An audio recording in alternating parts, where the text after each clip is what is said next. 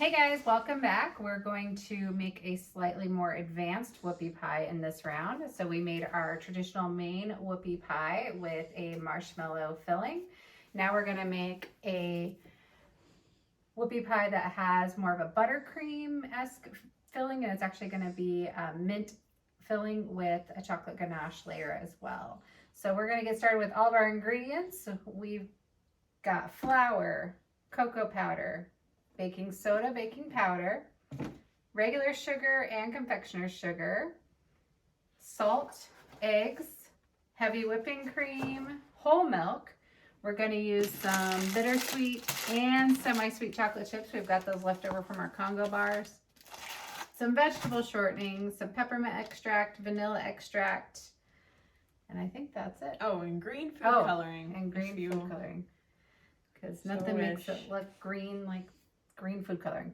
We've got a lot of bowls ready. We've got our sifter, we've got our measuring cups and everything. So we're gonna get all of our ingredients measured out so we're ready to go, and we'll be right back. So we're gonna preheat our oven to 375 degrees so we can cook our tops and bottoms. Natalie is going to sift together 2 cups all-purpose flour. I'll give her a little to start. I'm going to do 5 tablespoons of cocoa powder, 1 1/8 teaspoon baking powder, and 1 teaspoon of baking soda, and that's mixed together in this bowl already. And she's going to sift away. I'm doing it with the wrong hand. There you go. In my bowl, I'm going to go ahead and mix a 1/2 cup of vegetable shortening,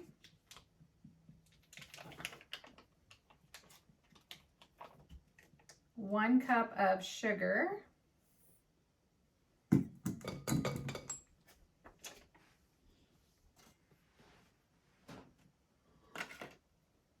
get that come off there. How you doing, Nat? You overfilled me. Oh. And 2 large egg yolks. If you need help separating egg yolks, ask a parent. And I'm also going to put in a tablespoon of vanilla extract.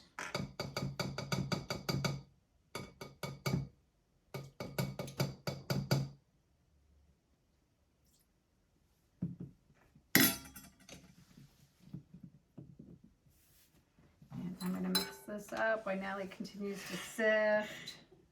It never ends. Help if I'm plugged in.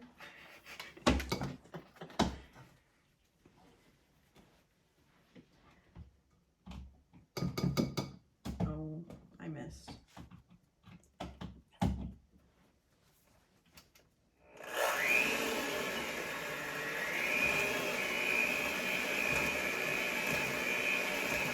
All right, so Natalie has completely sifted her ingredients. There's some on the table. That's okay. It's fine. All right, I'm going to keep the mixer going. We're going to add in our dry mixture and our 1 cup of whole milk in kind of thirds as we go. I'm going to give Natalie a little scoop. Thank you.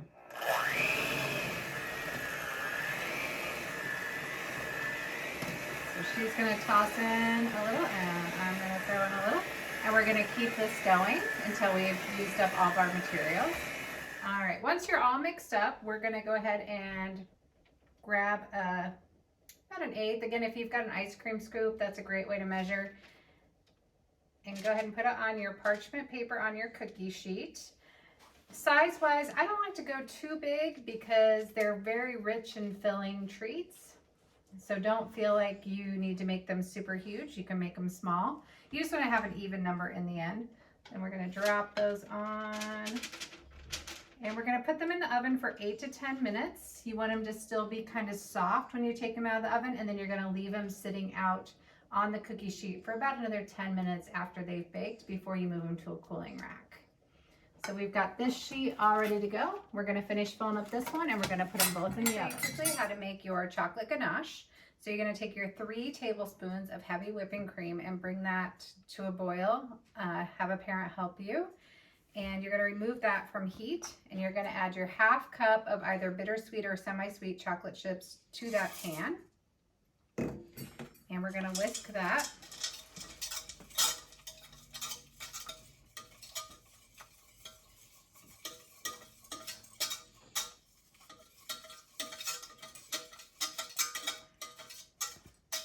chocolate chips should melt right up.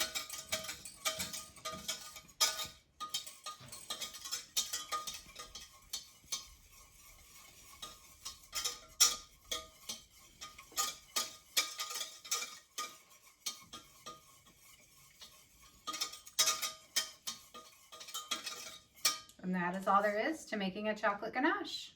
We're gonna let that cool for about 15 minutes before we put it onto our cookies. We're now gonna make the filling for our whoopie pies. So we are going to start with a 1/2 cup plus 2 tablespoons. That's really easy to measure of the vegetable shortening. We're gonna plop that in our bowl. We're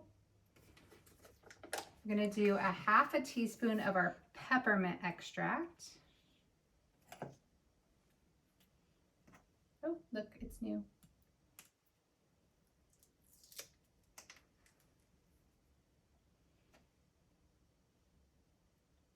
Got little drips in there, so I'll cut it a little short. And we're gonna do a 1/4 teaspoon of our vanilla extract. So pour some in the lid. 1/4's not much. That's all you need. So we've got an 1/8. We're gonna do 2 of those. All right, and now he's gonna mix that up.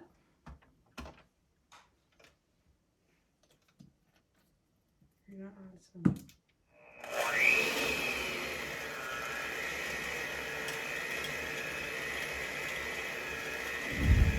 So to the mixed up first ingredients, we're gonna go ahead and add 2 cups of powdered sugar plus 3 tablespoons.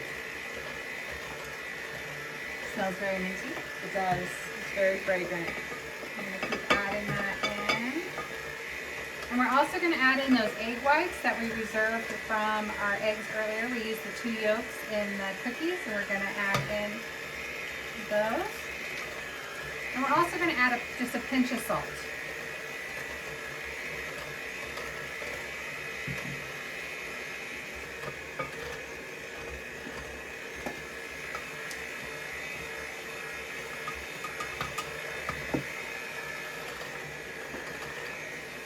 And we're gonna blend that until it's nice and creamy and smooth. So we're gonna beat those ingredients together until it's light and fluffy.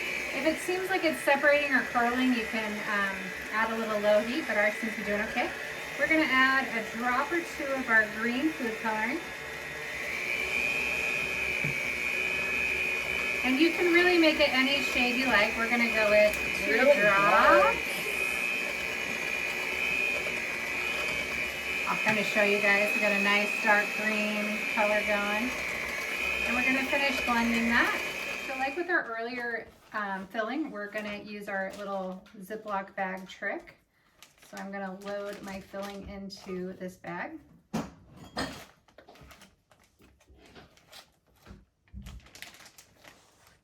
Alright, so I've got all my filling in the bag. I'm gonna go ahead and fold that up. And again, just use a pair of scissors to cut a little piece off the corner, and you've got yourself a pastry bag. I've got some cooled cookie pieces here, and I'm gonna match them into like pairs again so that when I sandwich them together, it's not an extreme either way. All right, so Natalie's gonna grab a bottom or a top, whatever she wants it to be.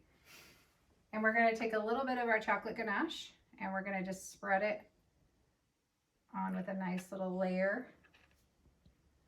Oh, Flying ganache. All right, and then we're gonna squeeze our little homemade pastry bag and do a layer of filling.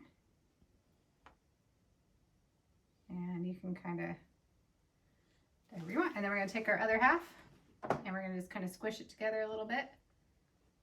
And there you go. All right, let's do one more, Nat. okay. Oh, Oh, it must have been ours got kind of green, so maybe just one drop of food coloring. drop of food coloring, depending on your food coloring. I think we should So do we've the got some frosting on chocolate the other ganache. side. We're gonna frost the other side this time, Nellie says. Because it's easier to put the frosting on the dry side. And we'll do, there we go. Wonderful. There we go. So we're gonna finish putting all these together and we'll show you our finished product when we're all done. All right, so we have finished putting together all of our non-traditional whoopie pie, which is our mint with the chocolate ganache. And we're gonna do a little unofficial poll here in our own house. We have Natalie and my husband Weston. Say hello to Camp Runoia. So, All right, guys, let's go ahead and let's start with the traditional Maine wood pie. Go ahead and try a bite of that one. This is great watching right now, Yeah, I folks. feel so awkward eating up in front of a camera. All right, really it's very fluffy. very fluffy. Mm-hmm. Excellent. And then we'll go ahead and try our buttercream one when you're ready. Go for it, Nat.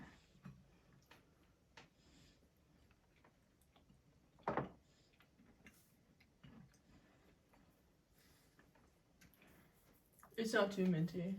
It's pretty, like, spot on. Spot on with the mint.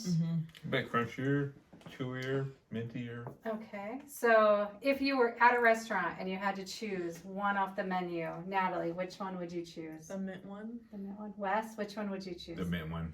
All right, folks. Out of the Dresdo household, we have 100% voting in for the mint chocolate ganache whoopie pie. Thanks for joining us this week. We're going to do dirt pudding in a couple weeks. We look forward to seeing all your pictures of your whoopie pies and can't wait to hear which one you like better. Take care. See you at camp this summer.